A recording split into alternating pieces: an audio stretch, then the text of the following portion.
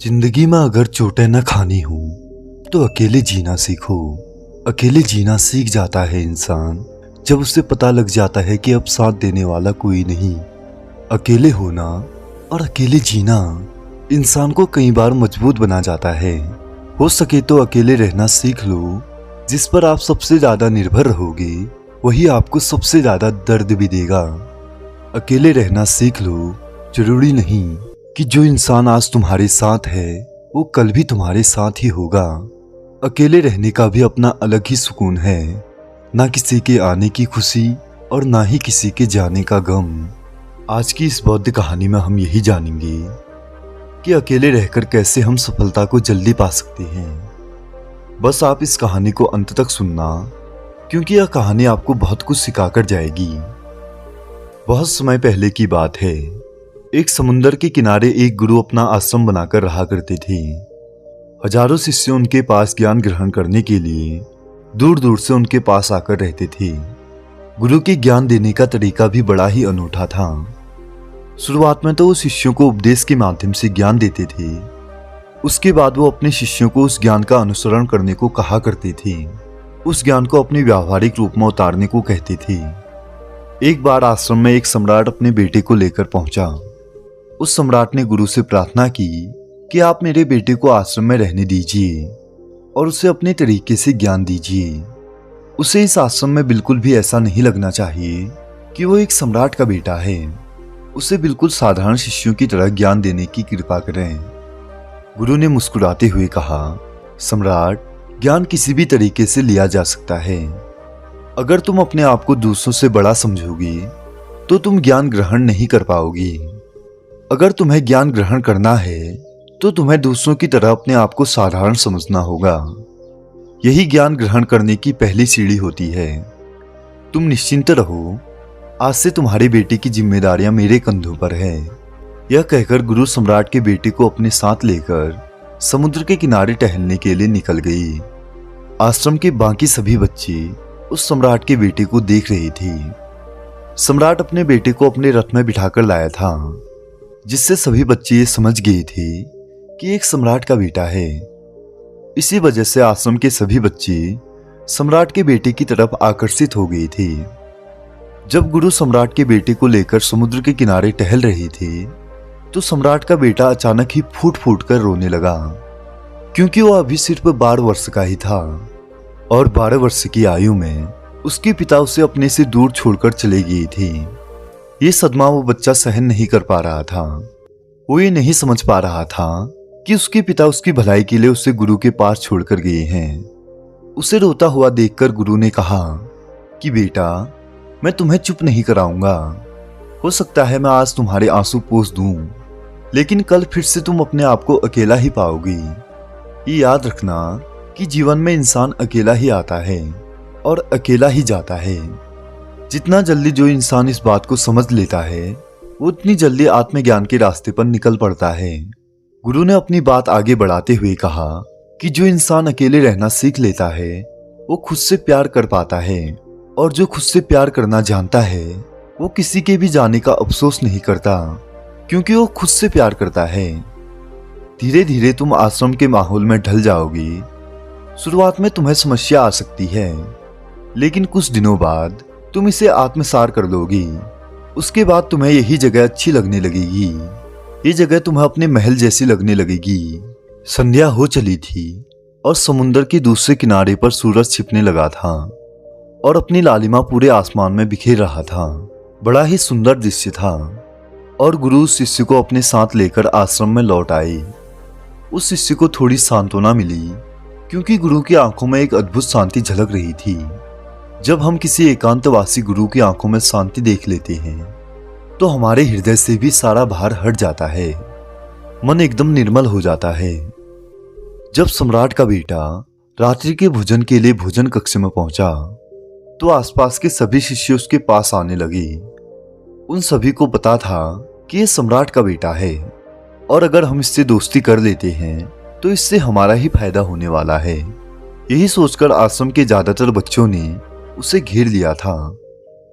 बस कुछ बच्चे जो अकेले रहने का महत्व समझते थे, जो दिखावे में विश्वास नहीं करते थे, वो सम्राट के बेटे के पास जाने के बजाय अपना पूरा ध्यान खाने में लगा रही थी और एकांत में बैठकर अपना भोजन कर रही थी। कुछ दिनों बाद सम्राट के बेटे के आश्रम में ज्यादातर बच्चों से दोस्ती हो गई थी। अब वो आश्रम के उन बच्चों के साथ ही घूमता, उन्हीं के साथ अपना ज्यादातर समय बिताता। आखिरकार वो एक सम्राट का बेटा था। सुख सुविधाओं में पला बड़ा। आसपास कई दास और दासियां रहती थी। आसपास अपने मित्रों से घिरे रहना भी वही दिनचर्या उसने आश्रम में भी बना ली थी। ऐसा नहीं था कि गुरु को ये पता नहीं था, पर गुरु उसे अलग तरीके से ज्ञान देना चाहते थे। बच्चों को ज्ञान आप उपदेश देकर नहीं दे सकते, उन्हें साक्षात्कार कराना पड़ता है। उसके बाद उन्हें वो बात समझ आती है जो आप समझाना चाहते हैं। गुरु को ये बात पता थी कि अगर मैं इसे बोलकर बताऊंगा तो ये कभी नहीं समझ पाएगा। मुझे इसे दिखाना पड़ेगा, इसे एहसास कराना पड़ेगा कि अकेले रहने से ही तुम अपनी शक्तियों को जान पाओगे। यही सीख देने के लिए गुरु एक दिन उस शिष्य को अपने साथ एक पहाड़ी की चोटी पर ले गए। पहाड़ी पर पहुंचकर गुरु ने उस शिष्य से कहा कि अब तुम्हारा ज्ञान पूरा हो चुका है, बस एक आखिरी रात तुम्हें यहाँ पर बितानी होगी।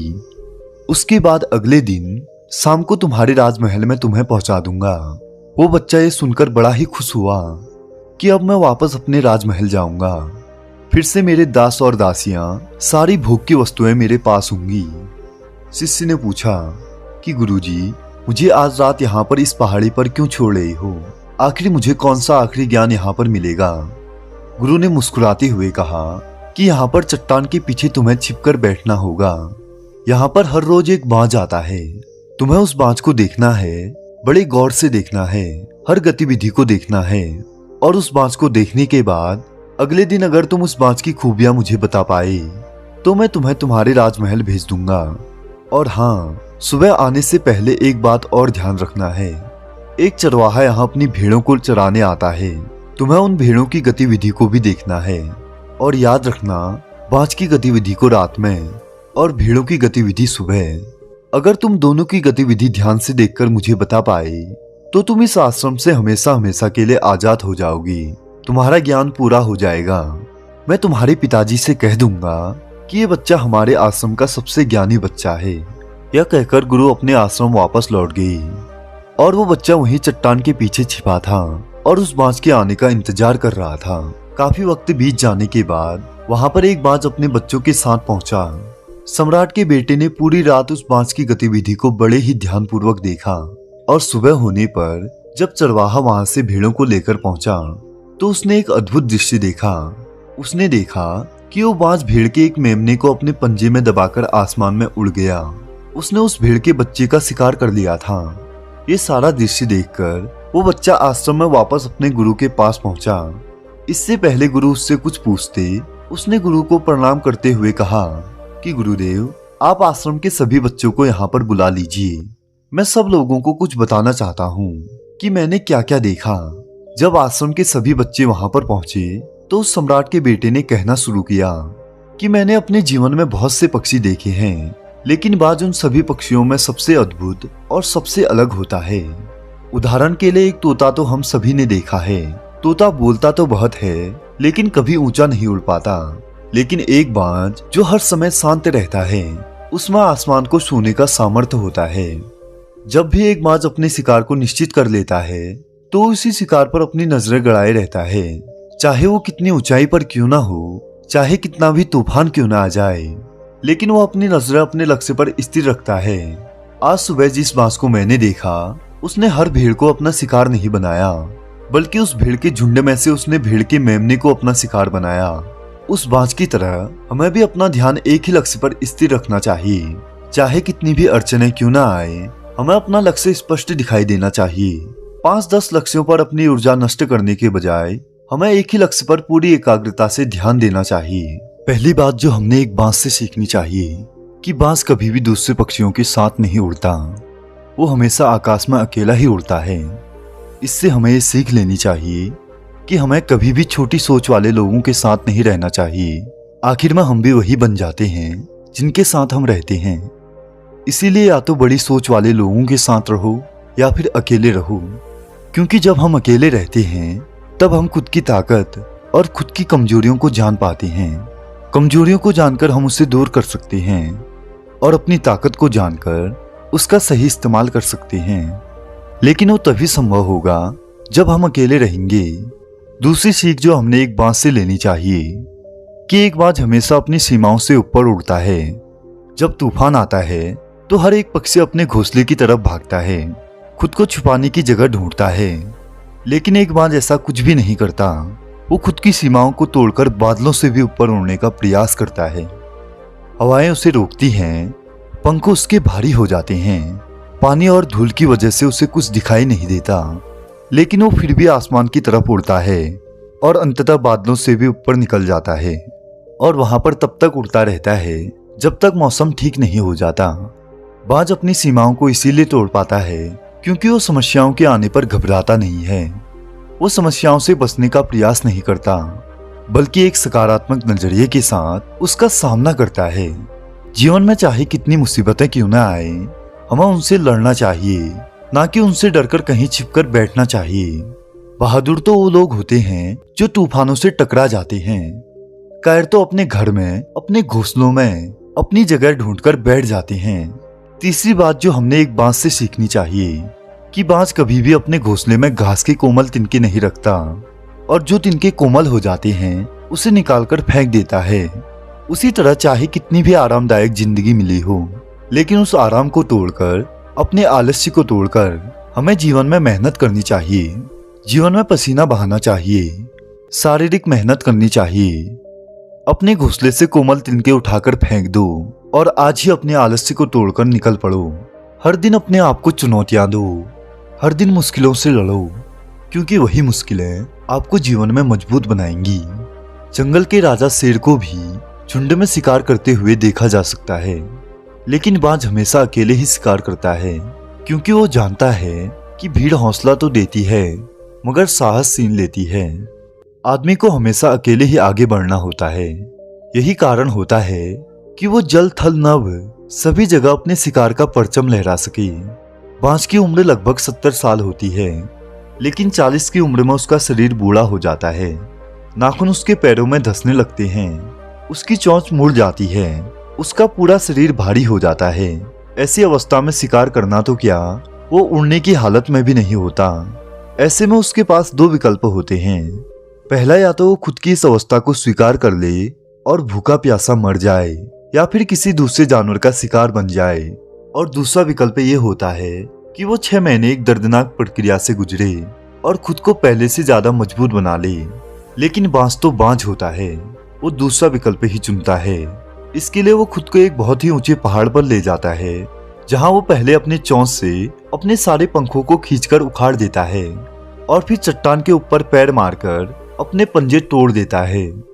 उसके बाद उसी चट्टान पर अपनी चोंच को पटक पटक कर तोड़ देता है और इस लहूलुहान अवस्था में वो खुद को दूसरे जानवरों से छुपाता फिरता है।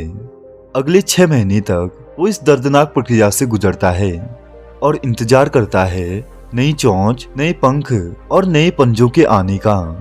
तब वो फिर से अपनी नई जिंदगी की शुरुआत करता है और निकल पड़ता है अपने शिकार पर और फिर अगले 30 सालों तक राज करता है। इसीलिए समय आने पर हमें भी अपनी पुरानी आदतों को छोड़ना पड़ता है, कुछ नया सीखना पड़ता है, समय के साथ बदलना पड़ता है, अपने आप को तैयार करना पड़ता है, वरना हमारा भी शिकार हो सकता है, हम भी पीछे रह सकते हैं। इसके बाद सम्राट के बेटे ने भेड़ों की विशेषता बताते हुए कहा, भेड़ हमेशा झुंड में चलती है, उन्हें झुंड में एक साथ चलने से हिम्मत मिलती है, लेकिन जैसे ही उन पर शिकार होता है वैसे ही भेड़ तीतर बीतर हो जाते हैं और उस पूरी भीड़ में से एक भी भेड़ अपने साथी की मदद करने के लिए वापस नहीं लौटता। इससे हमें ये सीख मिलती है कि चाहे हमारे साथ कितने लोग खड़े हों, किसी पर भी यकीन मत करना। अगर यकीन करना ही है तो खुद पर करो, क्योंकि बुरा समय आने पर भेड़ कब तीतर बीतर हो जाएं, आपको पता भी नहीं चलेगा। गुरु को प्रणाम करते हुए सम्राट के बेटे ने गुरु से कहा, गुरुवर, अगर मुझसे कोई सीख रह गई हो तो कृपया आप बताने की कृपा करें। गुरु ने अपने सभी बच्चों को संबोधित करते हुए कहा कि ये जो भी बातें इस बच्चे ने बताई हैं सब कुछ सही है, लेकिन सारी खूबियां आप लोगों में तभी पैदा होंगी जब आप अकेले रहने का अभ्यास करेंगे। आपने देखा होगा कि बाज कभी भी दूसरे पक्षियों के साथ नहीं रहता, न ही किसी पक्षी के साथ जोड़ी बनाता है। वो आसमान में अकेले ही उड़ता रहता है और अकेले उड़ने की वजह से वो अपनी ताकत और कमजोरी को जान पाता है। इसके बाद गुरु ने अपनी बात खत्म करते हुए कहा कि मैं इस सम्राट के बेटे को इसके राजमहल छोड़ने जा रहा हूँ, क्योंकि इसकी सीख यहाँ पर पूरी हो गई है। यह कहकर गुरु उस सम्राट के बेटे के हाथ को पकड़कर राजमहल की तरफ रवाना हो गई और बाकी के सभी बच्चे उन्हें पीछे से जाते हुए देखते रहे। दोस्तों, इस वीडियो में बस इतना ही। मैं आशा करता हूँ कि आपने इस वीडियो से बहुत कुछ सीखा होगा। मिलते हैं अगली वीडियो में, तब तक के लिए अपना ख्याल रखिएगा। धन्यवाद।